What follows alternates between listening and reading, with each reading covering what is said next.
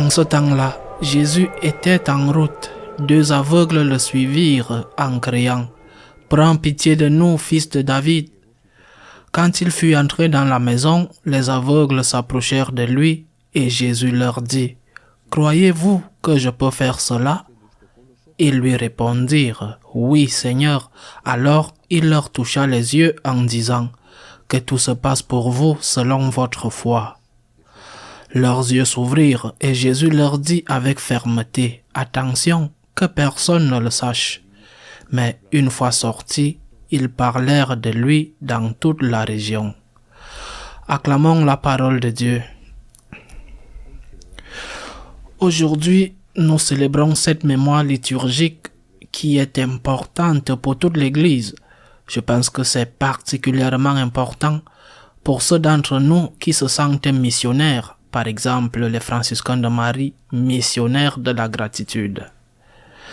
Saint François Xavier n'était pas seulement un homme intrépide, courageux et audacieux, c'était un homme amoureux du Seigneur, un homme qui avait un besoin urgent de porter le message du Christ dans les coins les plus reculés du monde, comme l'apôtre Jacques, quelques siècles avant, avait fait en évangélisant cette Espagne où est né Saint François Xavier. Péman a un beau verset qui lui est dédié. Alors qu'il était en Inde, une dame le retenait et ne voulait pas qu'il continue son voyage parce qu'elle aimait la façon dont il prêchait et la direction spirituelle qu'il lui donnait. Et il lui a répondu « Madame, je suis plus un ami du vent que de la brise. Nous devons faire le bien rapidement, car le mal ne perd pas de temps. » Saint François était un ami du vent, qui a fait le bien rapidement et il a fait beaucoup de bien. Il n'a pas réalisé son rêve qui était d'évangéliser en Chine. Il n'a pas pu le faire, mais il a vraiment fait tout ce qu'il pouvait. Ce n'est pas étonnant qu'il soit le saint patron des missions, qu'il soit l'une des gloires de l'ordre de Saint Ignace, qui était son compagnon. Ils se sont rencontrés à Paris pour commencer à fonder les jésuites. Mais pourquoi Saint François Xavier a-t-il fait cela? Pourquoi cet élan missionnaire? Dans certaines des lettres qu'il a écrites à Saint Ignace depuis la mission, ces raisons apparaissent. Saint François Xavier en est convaincu que celui qui meurt sans être baptisé ira difficilement au ciel.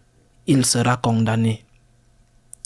C'était un homme qui croyait que extra ecclesia nolla salut, hors de l'église, il n'y a pas de salut.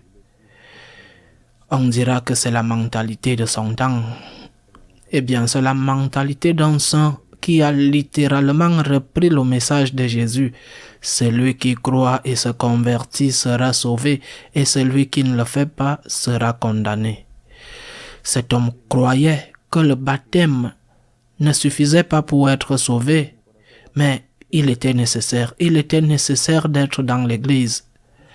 Et cet homme croyait au salut, il croyait à la vie éternelle. C'était un missionnaire qui voulait sauver d'urgence. Ce n'est pas qu'il voulait augmenter la gloire de l'Église en augmentant le nombre de ses enfants ou augmenter la gloire de l'ordre de Saint Ignace nouvellement fondé. Il voulait sauver des gens, ces gens en particulier. On disait qu'il se fatiguait de baptiser de jour comme de nuit, que son bras lui faisait mal, que les nourrissons, les enfants, les adolescents lui posaient des questions, même de nuit. La doctrine. Il savait que le message de Jésus était un message de salut. Et il était urgent pour lui de porter ce message. Et maintenant vient la question, nous y croyons vraiment aujourd'hui? Parce que l'atroce hérésie s'est répandue, le mensonge infâme selon lequel tout est pareil, que pour être sauvé, il n'est pas nécessaire d'être catholique ou d'être un bon catholique, qu'en fin de compte, Ce qui compte, c'est d'être et agir selon sa propre conscience, quelle qu'elle soit.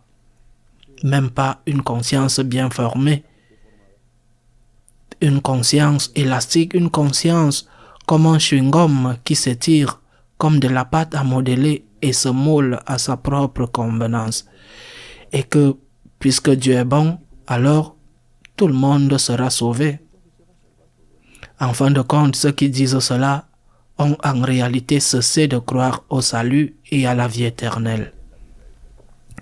Saint François Xavier, les saints, ceux qui nous ont précédés, grâce auxquels nous avons la foi, eh bien, ils ne voyaient pas les choses de cette façon. Ils étaient sûrs, et c'est pourquoi ils ont agi de cette façon. Ils étaient sûrs que s'ils n'évangélisaient pas, ils n'apporteraient pas le salut, et que les gens seraient perdus dans cette vie et dans la vie éternelle, parce qu'ils n'avaient pas connu Jésus. Connaître Jésus, être baptisé, recevoir les sacrements, était le seul moyen d'être pleinement heureux ici-bas, et bien sûr, la porte pour être éternellement avec Dieu au ciel. Sans Jésus, on ne peut pas être heureux ici, pleinement heureux, même si on a des accès au bonheur. Et sans Jésus, comment peut-on entrer au ciel si nous avons rejeté celui qui nous a ouvert les portes du ciel parce que nous n'avons pas voulu le suivre? Bien sûr, certains diront, mais quelle est la faute de celui qui n'a jamais entendu parler de Jésus? Eh bien, laissons Dieu être Dieu, laissons que Dieu soit le juge, laissons Dieu être celui qui décide. Je ne suis pas celui qui doit décider, laissons Dieu faire de Dieu. Qu'il décide de cette personne qui ne l'a jamais connu, qui n'a jamais pu le vénérer, qui n'a jamais pu l'adorer, qui n'a jamais pu le suivre. Laissons Dieu être Dieu et décider avec sa justice miséricordieuse ce qu'il veut faire. Mais en attendant, faisons tout ce que nous pouvons pour que le plus grand nombre possible d'êtres humains connaissent le Sauveur, vivent sur terre en suivant le Sauveur pour qu'un jour, ils puissent être accueillis dans les bras du Sauveur pour l'éternité. Mais j'insiste, croyons-nous vraiment au salut, à la vie éternelle, à l'œuvre rédemptrice du Christ, ou finalement, nous ne croyons plus en rien et nous avons laissé derrière nous toute la foi de nos aînés pour devenir des gens qui ont un semblant de foi, une routine de foi, mais pas une foi vivante, profonde, vraie. Je suis plus un ami du vent que de la brise, et il faut faire le bien rapidement. Le mal ne perd pas de temps. Un beau poème appliqué à Saint François Xavier, qui devrait également être appliqué à chacun d'entre nous, en particulier à ceux d'entre nous qui sont missionnaires. Ainsi soit-il.